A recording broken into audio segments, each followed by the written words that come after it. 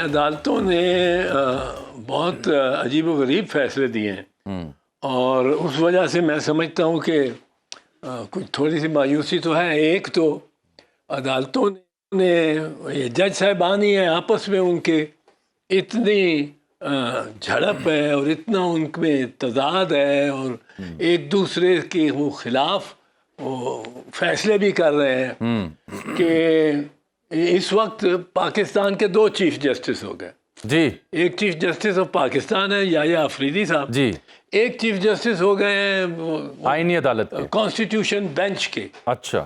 آئینی عدالت کے. اب عدالت نہیں، عدالت ہوتی تو پھر بھی ہم کہتے کہ جس طرح شریعت کورٹ ہے ایک اسپیشلسٹ کورٹ ہے جس نے وہ اسپیشلسٹ کوئی ایشو پہ اس نے بات کرنی ہے اور اس کو اس نے اس کے اختیار ہے. ایک شریعت کورٹ ہے آفٹر آل.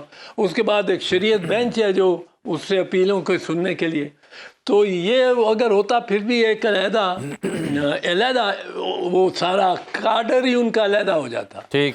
ادھر جھڑپ نہ ہوتی کہ آپ نمبر 4 ہیں، آپ سینئر موسٹ نہیں ہیں پر آپ چیف جسٹس کی صوابدید پہ ہیں کہ صوابدید پہ نہیں ہیں.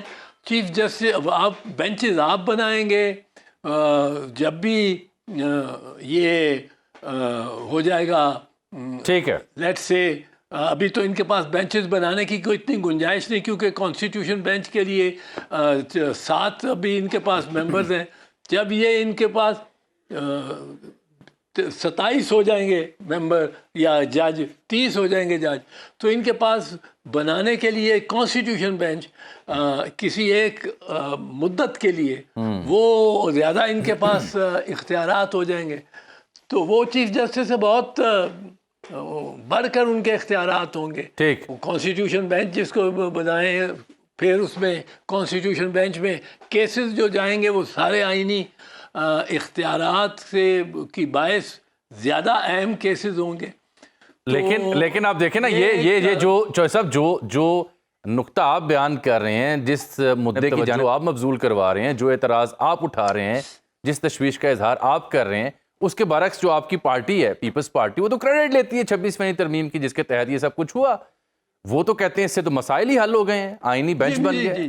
یہ ایک آسان ہے میرے ساتھ بات کرنے کا. ہر کوئی یہ کہہ لیتا ہے جی آپ کی پارٹی نہیں. آپ کی پارٹی جو ہے اس کا ایک نہیں میری پارٹی ہے میں کب ڈینائی کر رہا ہوں. بسم اللہ. اور میں اس پالیسی پہ ان سے اختلاف کرتا بھی رہا ہوں اور اب میری پارٹی خود کہہ رہی ہے کہ یہ جو نواز شریف اور نواز لیگ ہے یہ ہمیں کنسلٹ ہی نہیں کرتی.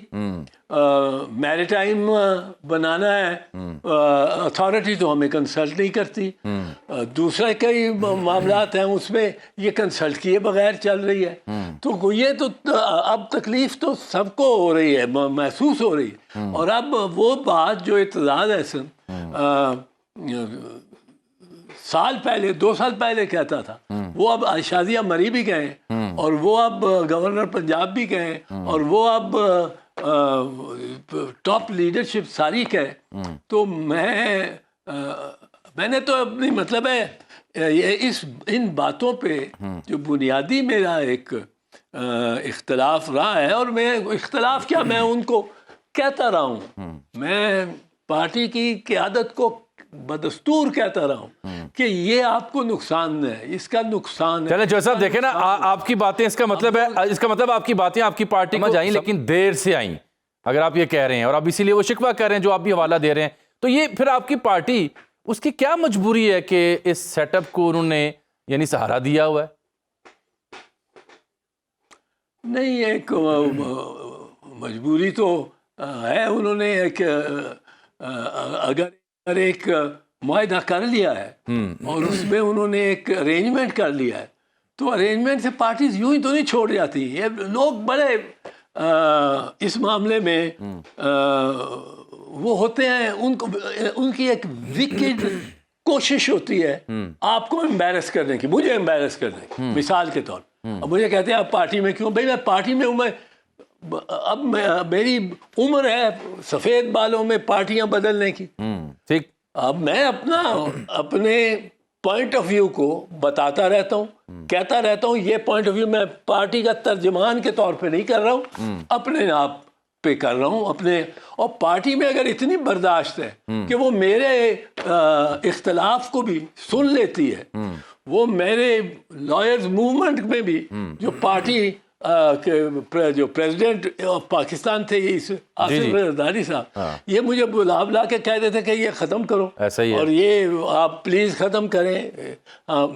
لیکن وہ میں نہیں تھا کرتا.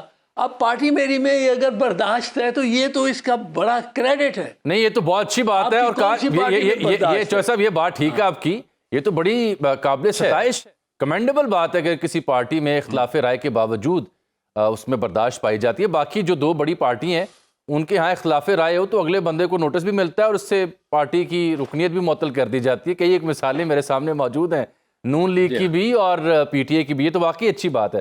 اچھا, چونکہ یہ سیاسی معاملات پہ ہم بات کر رہے ہیں, آپ نے بھی پاکستان کے مختلف اتار چڑھاؤ سیاست کے دیکھ رکھے ہیں. بھٹو صاحب کا دور ہو, مذاکرات کی کہانی ہو, بی بی شہید ہوں, نواز شریف صاحب کے معاملات ہوں. یہ جو اب ایک بار پھر سے مذاکرات کی سمت میں آگے بڑھی ہے حکومت بھی اور پی ٹی آئی بھی, لیکن وہ تعطل کا شکار بھی ہیں مذاکرات, اس سے آپ کو کچھ خیر برآمد ہوتی دکھائی دیتی ہے؟ نہیں, خیر برآمد مجھے تو دکھائی نہیں دیتی. یہ اگر دو جماعتوں میں معاہدہ ہو جائے, اس وقت پیپلز پارٹی کو انہوں نے بالکل باہر رکھا ہوا ہے اس عمل سے, اور وہ سارے فیصلے شہباز شریف کے سرپرست کر رہے ہیں. شہباز شریف تو ان کو سلوٹ مارتا ہے. وہ تو آپ نے ویڈیو پہ دیکھا ہے کہ وہ آ رہے ہیں گاڑی میں اور شہباز شریف صاحب کھڑے ہیں ریسیو کرنے کے لیے.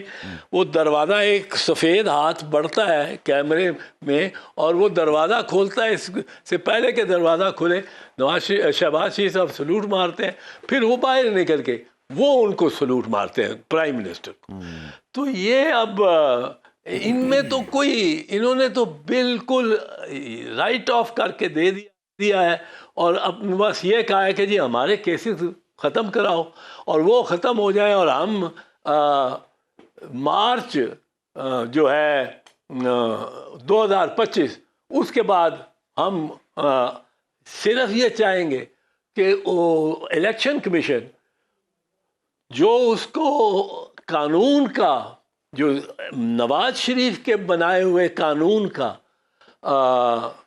حکم ہے کہ 1 سال کے بعد الیکشن سے نوٹیفیکیشن آف دی الیکشنل ریزلٹس کے 1 سال کے بعد آپ نے جو جتنا مٹیریل ہے, جتنا الیکشن مٹیریل ہے, وہ اس کو ڈسٹروائے کر دینا.